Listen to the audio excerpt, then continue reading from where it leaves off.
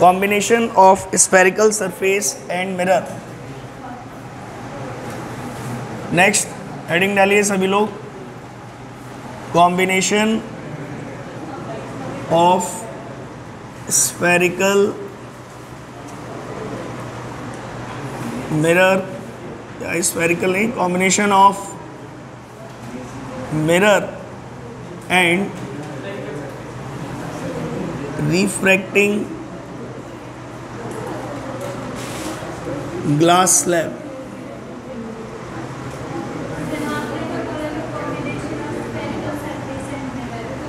उसको spherical surface की जगह रिफ्रैक्टिंग ग्लास स्लैब करिए, रिफ्रैक्टिंग ग्लास स्लैब। जैसे अभी तक हमने ये देख चुके हैं कि यहाँ पर एक अगर स्लैब है और इसकी थिकनेस कितनी है आपकी टी, ये हमने देख लिया था। अगर इसकी थिकनेस टी है, रिफ्रैक्टिव इंडेक्स म्यू है, और यहाँ पर अगर एक ऑब्जर्वर इधर रखे एक ऑब्जेक्ट को क्या कर रहा है, ऑब्जर्व, ठीक है, तो ये ऑब्जेक्ट इस ऑब्जर्वर को क्या दिखाई देता है, यहीं पर दिखाई देगा या आगे की तरफ शिफ्टेड दिखाई देगा।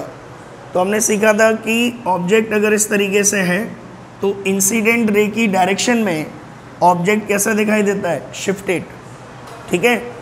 और इसका रे डायग्राम भी देखा था हमने, जब ये रे यहाँ पर आएगी, मान लो ये एयर है और ये भी आपकी क्या है, एयर, तो हमने सीखा था कि यहाँ पर रेयरर से डेंसर में जाएगा तो toward the normal, and then denser से रेयरर में जाएगा तो अवे फ्रॉम द नॉर्मल। तो ये जो रे है आपकी वो इस पॉइंट से फाइनली आती हुई अपीयर होगी, ठीक है। तो ये आपकी पोजीशन किसकी है, फाइनल इमेज की, ठीक।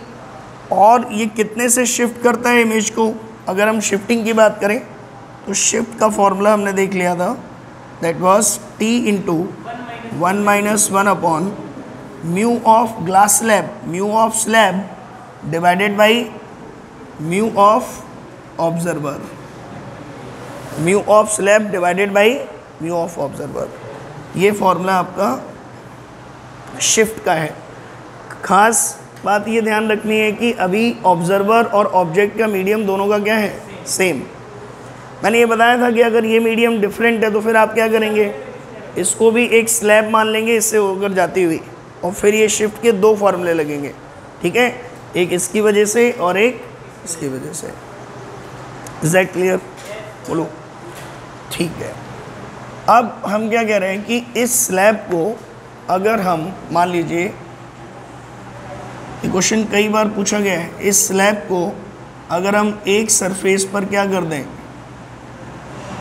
पॉलिश, इस तरीके से एक सरफेस पे क्या कर दें, polish.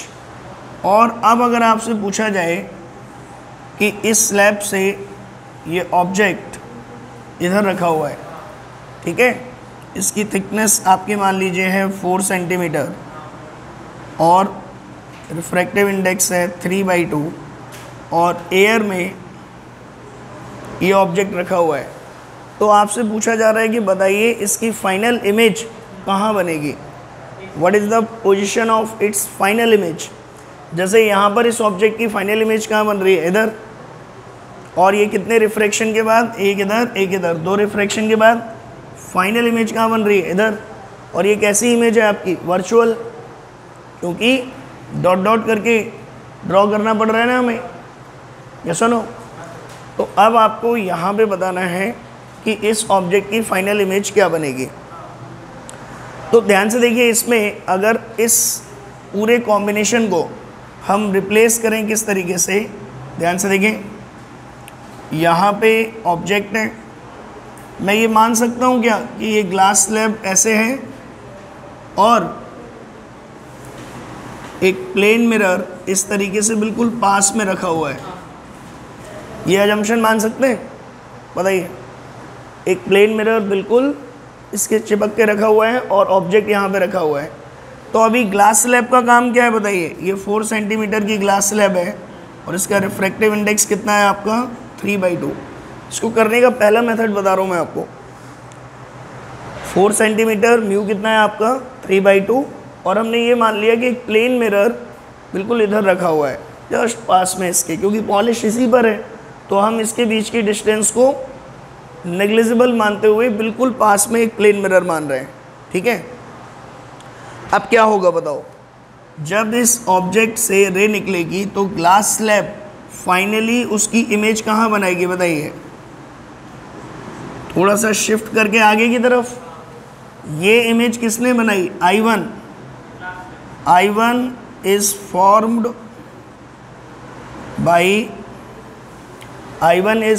By glass slab. I1 is formed by glass slab, ये सुनो। और ये जो I1 बनाएगा फाइनली वो रे बाहर ही तो निकलेगी। जैसे देखो यहाँ रे बाहर निकल रही ना, और वो रे कहाँ से आती हुई अपीयर होगी, I1 से। यानी कि वो रे, ये जो I1 है वो अब किसके लिए ऑब्जेक्ट की तरह एक्ट करेगा, इस प्लेन मिरर के लिए। ये सुनो, तो प्लेन मिरर इस I1 की इमेज कहाँ बनाएगा, इस I1 की यहाँ से जो डिस्टेंस है, जो भी डिस्टेंस है, मान लीजिए ये x है, तो ठीक इतनी ही दूर प्लेन मिरर एक इमेज यहाँ पर बनाएगा I2। इससे कितनी दूर, x डिस्टेंस दूर, या सुनो बोलो। तो अगर मैं यहाँ तक का रे डायग्राम बनाऊँ तो कैसे बनाएंगे आप, यहाँ से एक रे गई इधर, रेयरर से जैसे ही डेंसर में एंटर की तो क्या हुआ होगा, देखो ध्यान से, यहाँ से रेयरर से डेंसर में गई तो टुवर्ड द नॉर्मल बेंड हुई होगी, और फिर उसके बाद जब डेंसर से रेयरर में गई तो अवे फ्रॉम द नॉर्मल, और ये रे कहाँ से आती हुई अपीयर होगी, आपकी I1 से। सुनो, अब जब ये रे इस मिरर पर पड़ेगी तो ये मिरर क्या करेगा, इसको रिफ्लेक्ट, और इस मिरर ने जैसे इसको रिफ्लेक्ट किया लाइक दिस, तो अब ये रे कहाँ से आती हुई अपीयर होगी आपको, I2 से। ये सुनो, तो I1 इमेज बनाई ग्लास स्लैब ने, फिर इस I1 की इमेज किसने बनाई, प्लेन मिरर ने, I2 पर। अब अगेन ये रे ग्लास स्लैब में एंटर कर रही है, और अब इस ग्लास स्लैब के लिए ऑब्जेक्ट की तरह कौन एक्ट कर रहा है, I2। और इस ग्लास स्लैब से पूरी तरह से पार होने के बाद ये रे फाइनली इस ऑब्जेक्ट को इंसिडेंट रे की डायरेक्शन में क्या करेगा, शिफ्ट। देखो स्लैब की आदत क्या है कि वो जो भी ऑब्जेक्ट यहाँ रखा जाता है उससे होकर जो रे आती है उसको वो क्या करती है, आगे की तरफ शिफ्ट करती है। या सुनो, ऐसे ही आप यहाँ पर इस स्लैब के लिए ये I2 किसकी तरह एक्ट कर रहा है, ऑब्जेक्ट की तरह। तो इससे रे ऐसे आ रही है, तो ग्लास स्लैब फाइनल इमेज कहाँ बनाएगा इसकी, I2 की, इधर कहीं I2 आप कह सकते हैं। I2 क्या है, I2 is formed by plane mirror, ठीक है। एंड I3 अगेन क्या है, फॉर्म्ड बाई ग्लास स्लैब,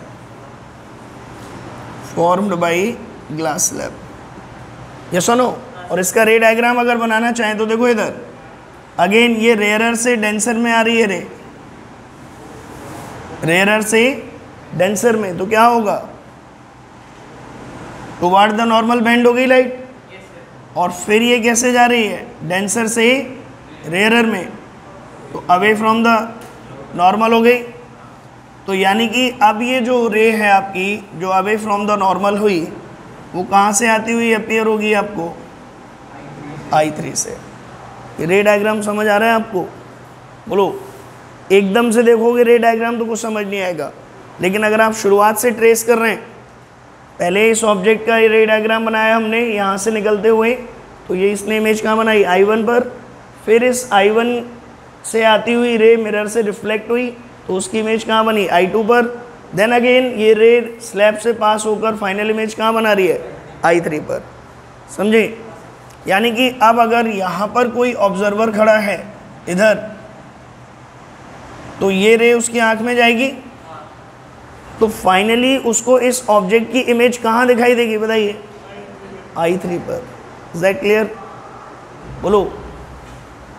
सो यहाँ पे देखें, अल्टीमेटली हमें फाइनल पोजीशन बतानी है, तो अब आप डेटा यूज़ करिए।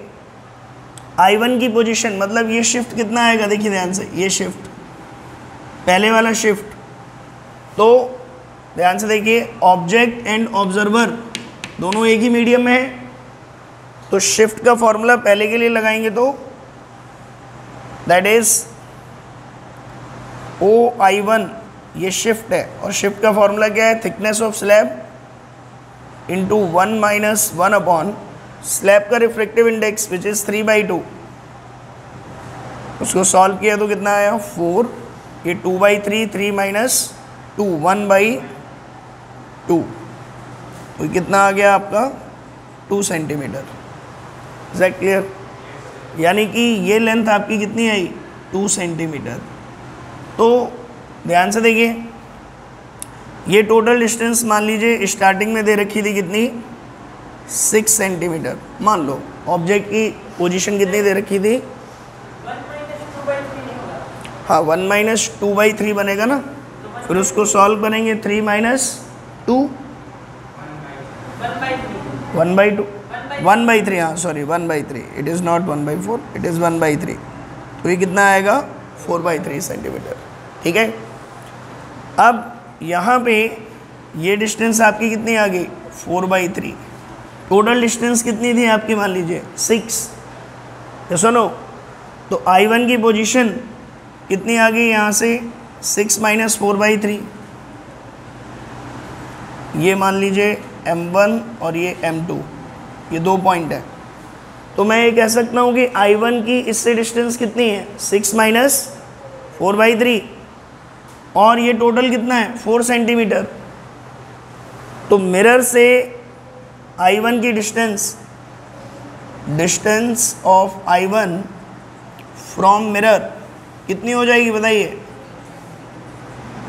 It is 6 minus 4/3, 6 minus 4/3 plus 4। ये बात समझ में आई? तो टोटल कितना हो गया? 10 minus 4/3, so it is 30 minus 4, 26/3। ठीक है। अब मिरर से अगर ये 26/3 पर है इस मिरर से, तो इस I2 की भी डिस्टेंस मिरर से कितनी हो जाएगी? 26/3। सुनो, बोलो। और अब जब वापस लौट के आ रही है ये रे, तो अगेन इसमें क्या होगी आपकी? शिफ्टिंग। बोलो। और कितने से शिफ्ट होगी आपकी बार बताइए? सेम फॉर्मूला वही लगाएंगे शिफ्टिंग के लिए, T is equal to shifting. Again यहाँ पर निकालेंगे जब कि ये शिफ्टिंग कितनी हुई, तो that is T into 1 minus 1 upon slab 3/2, और ऑब्जर्वर आपका किस में? एयर में। तो ये सॉल्व करेंगे तो कितना आएगा? देखिए, so this is again 4 into, ये कितना बनेगा आपका? 1/3, सो इट इज़ 4/3। ये सुनो, यानी कि इसने अगेन कितना शिफ्ट कर दिया? 4/3। तो 26/3 में से 4/3 जाएगा तो कितना बचेगा आपका? 22/3। यानी कि प्लेन मिरर से या इस वाले एंड से कितनी डिस्टेंस है इसकी? 22/3। यानी कि I3 की distance it is at 22/3 centimetre behind the glass slab. Set clear? बोलो, क्लियर है? तो आपको ये थोड़ा सा ध्यान रखना है इसमें कि अगर सिल्वर्ड कर दिया ग्लास स्लैब, तो फिर उस केस में आपको स्लैब एंड मिरर इस तरीके का कॉम्बिनेशन लेना है। पहले ऑब्जेक्ट की इमेज बनानी है शिफ्ट करके स्लैब से, फिर वो एक्ट करेगी ऑब्जेक्ट की तरह प्लेन मिरर के लिए, फिर प्लेन मिरर जो इमेज बनाएगा वो अगेन किसके लिए? ऑब्जेक्ट की तरह बिहेव करेगी, स्लैब के लिए। देन आपकी फाइनल इमेज बनेगी I3। घर पे वो हमें थोड़ा सा आगे दिखाता है। नहीं, अब ऐसा तो नहीं है, देखो वहाँ पर जो स्लैब की थिकनेस है वो ऑलमोस्ट क्या है आपकी नेग्लिजिबल। मिरर जितना मोटा होगा आप कह सकते हो कि इमेज थोड़ी सी शिफ्टेड दिखेगी, लेकिन अगर हम मिरर की थिकनेस आपकी डायमेंशन के कंपैरिजन में क्या ले लें, नेग्लिजिबल, तो आप कह सकते हैं कि जितनी डिस्टेंस आपकी है उतनी ही इमेज की डिस्टेंस होगी। फिर वो perfect example of plane mirror होगा। ठीक है, ये प्लेन मिरर नहीं है क्योंकि इसकी जो डायमेंशन है 4 सेंटीमीटर, वो ऑब्जेक्ट की इससे डिस्टेंस से क्या है, कंपेरेबल। ठीक है, so that is why it is the example of glass slab with mirror. ठीक है, लेकिन अगर प्लेन मिरर देखते हैं तो उसकी थिकनेस क्या होती है, बिल्कुल कम, और हम उससे दूर खड़े हैं काफ़ी, तो फिर उसमें हम ग्लास स्लैब के कंसेप्ट को नहीं डालते। ठीक है, ये क्लियर है इसमें? बताइए दीपांशु, तुम नीचे क्यों बैठे हो? अच्छा, अरे रे, तो आगे आ जाओ, आगे आ जाओ। नहीं ठीक है, मज़ा आ रहा है, बहुत बढ़िया। नोट कर लीजिए इसको, नोट कर लीजिए। तनिष्का, क्लियर है ये? हाँ, आप ही से तो पूछ रहा हूँ, क्लियर है? हाँ, अच्छा, तो ऐसे डाउटफुल होके क्यों बता रहे हैं क्लियर है? मिटा दें? मर्जी है, देख लो आप, जल्दी करिए, नोट करिए, नोट करिए जल्दी। हो गया? मिटा दें इसको। चलिए, तो अब अगर क्लियर है तो एक एग्जांपल आप निकाल के बताएं मुझे इस पे, बताइए। चलिए, अगर क्लियर है तो आप बताइए। यहाँ पे एक ग्लास स्लैब है और ये सिल्वर्ड है इस तरीके से, ठीक, और एक रे आ रही है इस तरीके से। अगर ये कुछ भी नहीं होता तो ये 4 सेंटीमीटर है, 3/2 है। अगर कुछ भी नहीं होता तो ये इस प्लेन मिरर से इधर 2 सेंटीमीटर पर कोइंसाइड करने वाली थी। ठीक है, लेकिन अब बताइए वो फाइनली किस पॉइंट पर कोइंसाइड करेगी, बताइए। Find out the point at which this रे विल इंटरसेक्ट द एक्सिस। बताइए, अगर ये स्लैब और मिरर नहीं होता तो वो इस पॉइंट ओ पर इंसिडेंट हो रही थी, है ना? बताइए, क्वेश्चन लिख लो। Find the point at which, find the point at which ray finally incident in front of the given combination। Object कहाँ से बेटा, इधर से 2 सेंटीमीटर पर, राइट साइड में, लेफ्ट में। यहाँ रे इंसिडेंट आ रही, रे तो इन्फिनिटी से आ रही है बेटा, वो यहाँ पर 2 सेंटीमीटर पर इंसिडेंट कर रही है। ठीक है, तो अब इस कॉम्बिनेशन को आपको क्या मानना है, पहले इस कॉम्बिनेशन को आपको एक ग्लास स्लैब और एक बिल्कुल पास में रखे। ये मिरर को मैं थोड़ा सा दूर इसलिए बनाता हूँ ताकि आप रे डायग्राम समझ पाएँ। ठीक है, सो एक्चुअल में ये मिरर बिल्कुल पास में ही है। हाँ, अब बताइए ग्लास स्लैब क्या करेगी, इनकमिंग इंसिडेंट रे में क्या करेगी? ऑब्जेक्ट यहाँ पर है, मैंने क्या कहा था,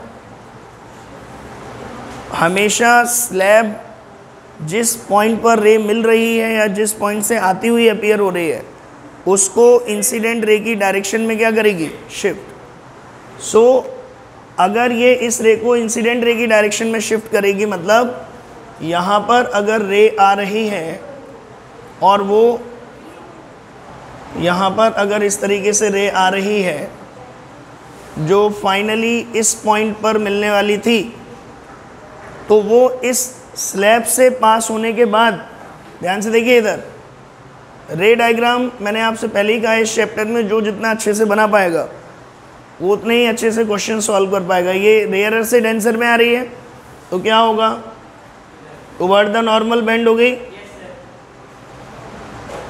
लाइक दिस। फिर ये डेंसर से कहाँ जा रही है, रेयरर में, ये इसकी इनिशियल डायरेक्शन है।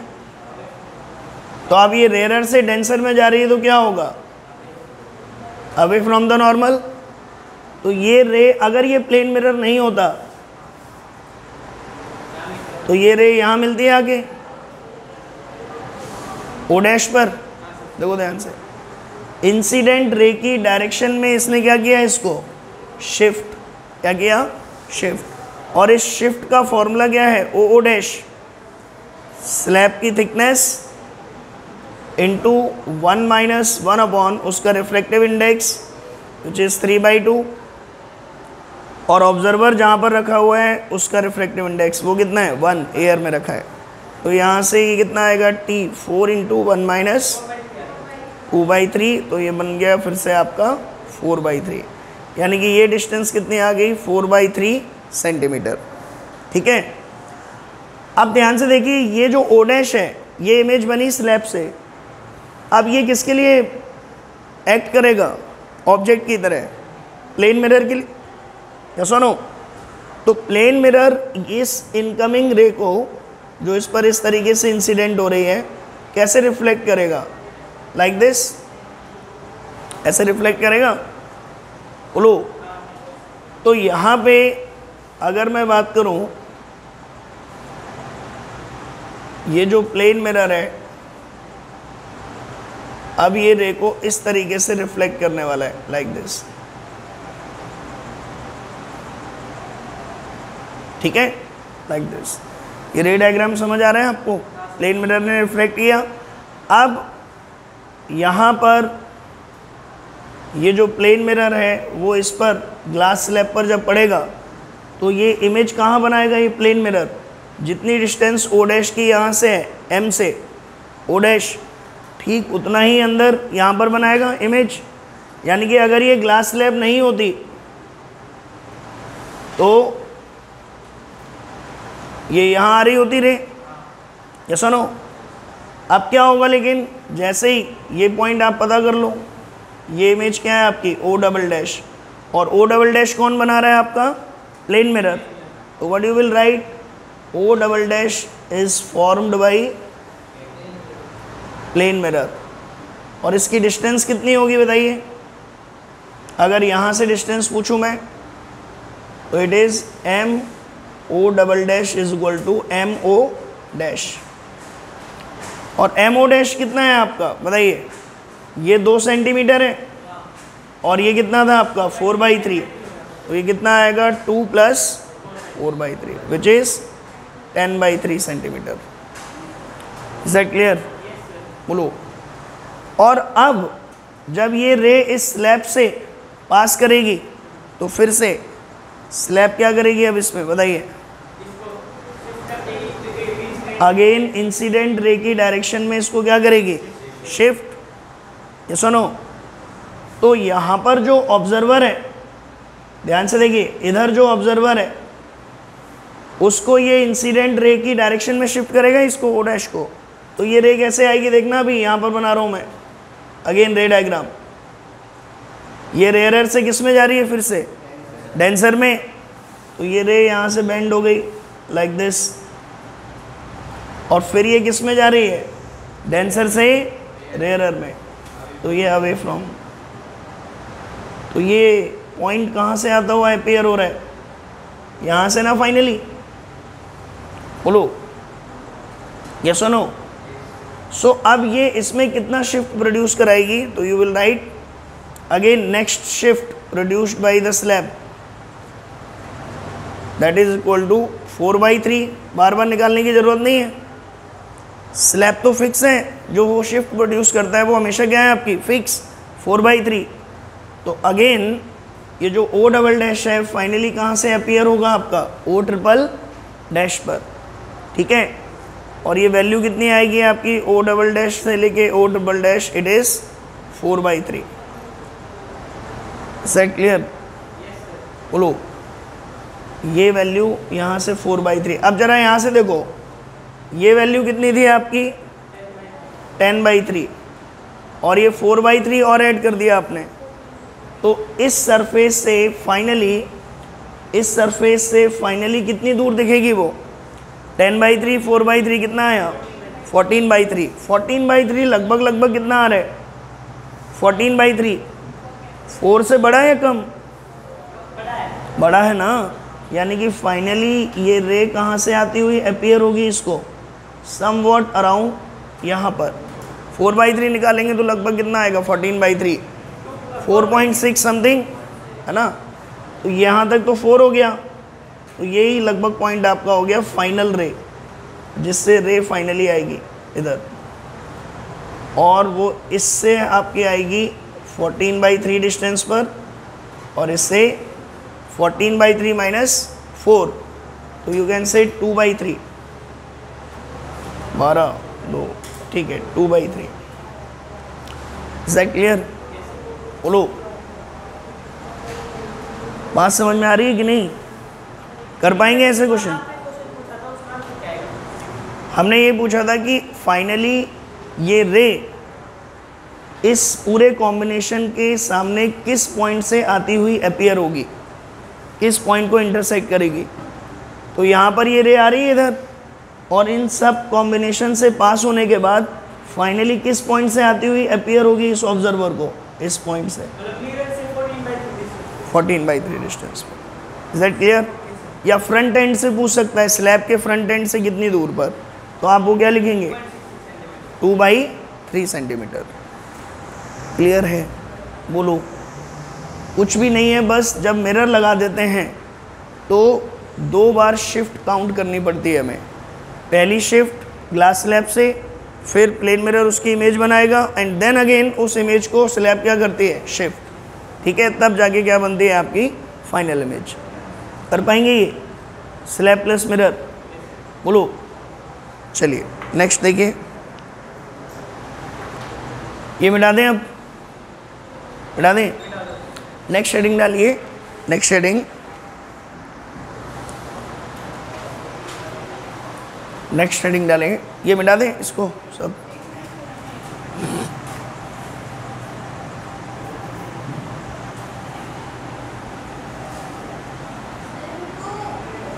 नहीं नोट किया ना स्क्रीनशॉट कुछ नहीं मिलेगा क्लास में। और कोई ये भी सोच के नहीं बैठेगा कि ये क्लास में आराम से बैठेंगे, अब तो रिकॉर्डिंग है ही, अपने आराम सुन लेंगे। रिकॉर्डिंग नहीं मिलेगी आपको, बहुत सर्टेन सिचुएशन में मिलेगी। आपकी जेन्युइन दिक्कत है, मेडिकल रीज़न है, आप नहीं आ पाए, कोई दिक्कत है, घर पे पेरेंट्स से बात करा दी आपने, तो ही ये अवेलेबल होगी, ठीक है। नहीं तो आप सोना शुरू कर देंगे क्लास में, चल रही रिकॉर्डिंग, कोई दिक्कत नहीं, बाद में देख लेंगे, ठीक है प्रीति? हाँ ठीक। देखिए अब कुछ क्वेश्चन इस तरीके के आएंगे आपके, ध्यान समझो। जैसे यहां पर एक कनकेव मिरर है और ऐसे कहेगा कि इसमें पानी भरा हुआ है कनकेव मिरर में, लाइक दिस, ठीक। और ये इसका प्रिंसिपल एक्सिस है, ये क्या है इसका प्रिंसिपल एक्सिस। इसकी फोकल लेंथ है आपकी 20 सेंटीमीटर, ठीक है 20 सेंटीमीटर, और इस लिक्विड का रिफ्रैक्टिव इंडेक्स है आपका 4/3। लिक्विड का रिफ्रैक्टिव इंडेक्स कितना है 4/3, ठीक है। तो आपसे वो इस तरीके से पूछेगा कि बताइए इस प्रिंसिपल एक्सिस पर ऑब्जेक्ट को हम कहाँ रखें कि उसकी फाइनल इमेज ऑब्जेक्ट पर ही बने। क्वेश्चन समझ में आ रहा है आपको? डायग्राम बना के आपको क्या करना है, find the position of object on the principal axis such that final image of that object forms on the object itself. Final image of the object forms on the object itself. तो पहले तो रे diagram समझिए आप क्या होगा actual में। जैसे मान लो यहाँ कोई ऑब्जेक्ट है O, तो क्या चीज़ें होंगी? सबसे पहले इस ऑब्जेक्ट की ये रिफ्लेक्टिंग सरफेस, जैसे ही यहाँ से एक रे आएगी ऐसे, तो रेयर मीडियम से कहाँ आ रही है रे? डेंसर में। तो क्या होगा बताइए? नॉर्मल के तरफ बेंड होगी, ऐसे बेंड हुई, यानी कि अब मिरर पर ये रे कहाँ से आती हुई अपीयर होगी आपकी? और पीछे से। या सुनो, यानी कि मिरर के लिए एक्चुअल में ऑब्जेक्ट की पोजीशन ये नहीं है। अब मिरर के लिए ऑब्जेक्ट की पोजीशन क्या है? जहाँ से ये रे आती हुई अपीयर हो रही है, ओ डैश। समझे? अब फिर क्या होगा? ये मिरर अब इस ओ डैश की इमेज बनाएगा। या सुनो, तो एक्चुअल में तो जब आप सिनेरियो इसमें एग्जैक्टली पता करेंगे, मान लो रिफ्लेक्ट होकर ये ऐसे निकल गया रे, ठीक है, तो अगर पानी नहीं होता तो फिर ये इसी डायरेक्शन में जाती। या सुनो, लेकिन पानी है इसीलिए अगेन डेंसर से किस में जाएगा? ये रेयर में। तो ये रे फाइनली ऐसे जाएगी। तो अल्टीमेटली अगर कोई ऑब्जर्वर यहाँ पर है तो उसे इस ऑब्जेक्ट की इमेज कहाँ से आती हुई अपीयर होगी? फाइनली इधर से कहीं। बात समझ में आ रही है? बोलो, इस ऑब्जेक्ट को जब वो इस मिरर के अंदर देखेगा तो उसे फाइनली इमेज कहाँ बनती हुई दिखाई देगी? यहाँ पर। तो 3 केस होते हैं इसमें जब भी स्फेरिकल मिरर में पानी भरा हो। सबसे पहले ऑब्जेक्ट की पहली इमेज कौन बनाएगा? Water surface. फिर दूसरी इमेज कौन बनाएगा? मिरर। फिर तीसरी इमेज कौन बनाएगा? Again water surface. वो आपकी क्या होगी? Final image. Is that clear? अब इसमें वो आपसे क्या कह रहा है कि ये जो तीसरा रिफ्लेक्शन है, पहला रिफ्लेक्शन हो, पहला इमेज फॉर्मेशन हो गया, दूसरा इमेज फॉर्मेशन हो गया, तीसरे इमेज फॉर्मेशन ऐसा हो कि वो इमेज यहाँ ना बन के फाइनली कहाँ बने? ऑब्जेक्ट पर ही। कहाँ बने? ऑब्जेक्ट पर ही, इसी पर बन जाए। ऐसा कब पॉसिबल है बताओ? ऐसी पॉसिबिलिटी कब है? ध्यान सोचो। जब ये जो रे आ रही है आपकी यहाँ से रिफ्लेक्शन होने के बाद, हम चाहते हैं कि इससे रिफ्लेक्ट होने के बाद फिर ये वाटर सरफेस पे पड़े और फिर यहाँ से रिफ्लेक्ट होने के बाद इसी पर बन जाए इमेज ऊपर। तो क्या ये अपना पाथ ट्रेवर्स कर रही है जिससे आई थी? देखो, ऐसे आई थी और हम चाहते हैं कि अगर इमेज इसी पे बने तो जस्ट 180 डिग्री जाना चाहिए इसको, तभी अपने पाथ को ट्रेवर्स करते हुए उसी पे बनेगी। और ये 180 डिग्री से कब शिफ्ट होगी बताओ? जब ये इस पर कैसे बढ़े? 90 पर। इसका मतलब पहले सरफेस पर जो रिफ्रैक्शन हुआ उससे जो इमेज बन रही है ओ डैश, वो कहाँ बननी चाहिए? उससे आने वाली रे कैसे लग रही है? परपेंडिकुलर। यानी कि ये ओ डैश इस मिरर का क्या होना चाहिए? Centre of curvature. बात समझ में आ रही है? सो अगर ऑब्जेक्ट और इमेज कोइंसाइड कराने हैं, यानी कि यहीं पर इमेज बनानी है, इसका मतलब ओ डैश को क्या होना पड़ेगा? Centre of curvature of the mirror. बात समझे? तो यहाँ पे मान लो ये डिस्टेंस आपकी कितनी है? x, ठीक है, ये डिस्टेंस कितनी है आपकी? x। और यहाँ पे वाटर की जो थिकनेस है, मान लीजिए ये है आपकी, कितनी ले लो, मान लो y, ठीक है, ध्यान समझे। और y की वैल्यू आपकी मान लीजिए कितनी है? 5 सेंटीमीटर। कितनी है? 5 सेंटीमीटर। पानी कितना भरा हुआ है आपका? 5 सेंटीमीटर तक। तो आप मुझे बताएं कि इस वाटर सरफेस से ये ऑब्जेक्ट है, ऑब्जेक्ट की एक्चुअल हाइट कितनी थी? x, लेकिन अपरेंट हाइट कितनी होनी चाहिए? ये डिस्टेंस कितनी आएगी? टोटल ये कितनी है आपकी 40, सेंटर ऑफ कर्वेचर पोल से कितना है 40 में से 5 घटाया तो कितना बचा 35। सो H apparent is equal to H actual divided by mu object divided by mu observer. ये हम सब ने पढ़ा है। तो H apparent कितना आएगा आपका, सरफेस से ये डिस्टेंस कितनी आएगी, टोटल 40 है, ये 5 गया तो ये कितनी बची है आपकी 35।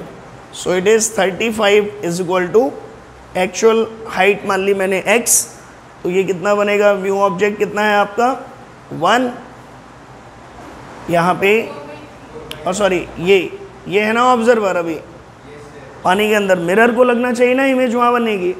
तो म्यू ऑब्जेक्ट आपका किस में, एयर में, और म्यू ऑब्जर्वर कहाँ है, पानी के अंदर 4/3। ये स्टेप समझ आया आपको। ये इमेज किसको दिख रही है, पानी के अंदर मिरर को, मिरर है ऑब्जर्वर यहाँ पे। तो यहाँ पर रिफ्लेक्टिव इंडेक्स किसका लिखेंगे हम, मिरर का। तो उसको हाँ ये 5 सेंटीमीटर के बने, आपको पानी 5 सेंटीमीटर तक भरा हुआ है, ठीक है। तो इसको जब इधर मल्टीप्लाई करेंगे तो ये कितना बन जाएगा आपका, this is 3/4 is equal to x।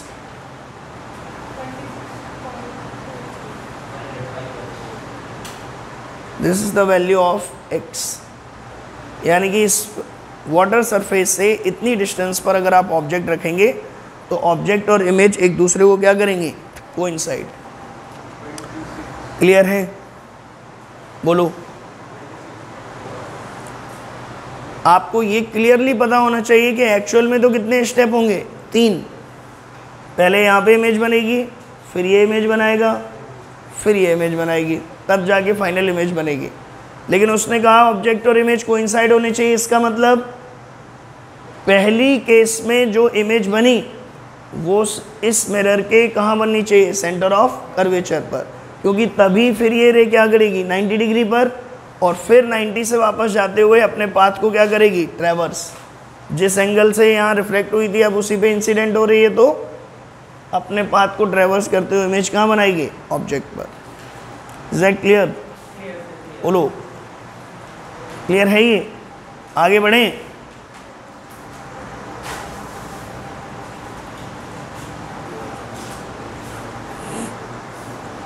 अच्छा चलो एक